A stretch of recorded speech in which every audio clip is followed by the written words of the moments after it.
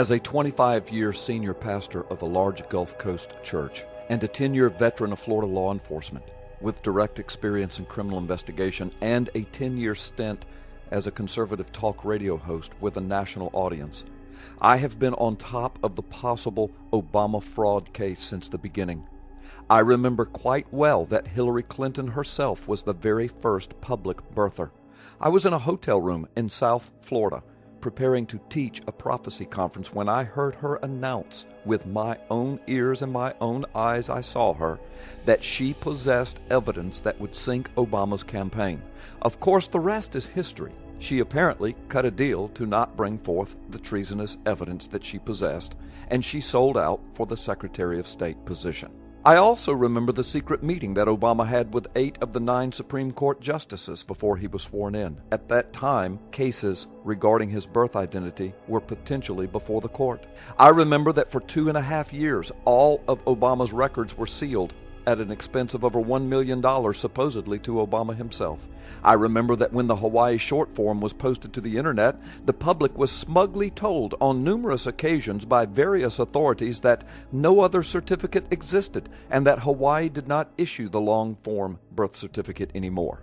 I remember that we were told that we were stupid for believing otherwise.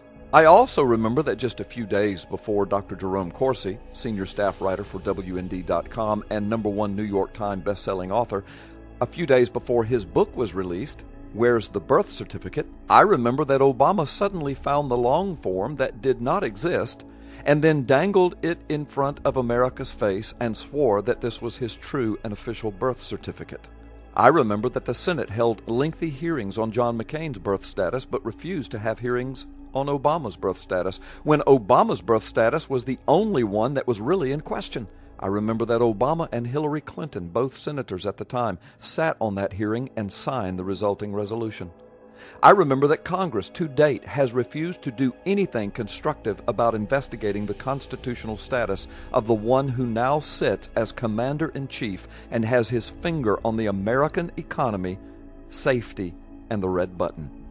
I remember that my own congressman from my district refused to return citizen phone calls or adequately answer or address his district's grave concern over Obama's status, declaring in effect, "Oh well, all 50 states voted him in office, it's not my responsibility now."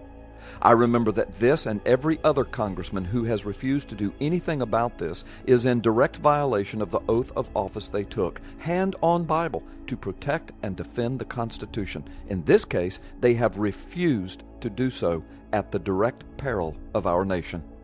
Yes, I remember that Congress, Hillary Clinton, Joe Biden, the Supreme Court, the lower federal courts have in one fashion or another been complicit in the cover-up of a possible and complete fraud and usurper now sitting in the Oval Office of the United States of America. Now Sheriff Joe Arpaio has done what Congress and the courts were required by our Constitution to do, but they refused. Now Arpaio has brought the evidence that many of us knew was there all along. Here is where we are now. Either we will be a nation of laws and a constitutional republic, or we will continue the cover-up, act like a banana republic, prop up a possible fraud with lies and deceit, go the way of Cuba or Venezuela, and then America is finished. So you might ask, whose responsibility is it now? Why, it's yours, of course. We, the people. It really always has been. What will future generations remember about you?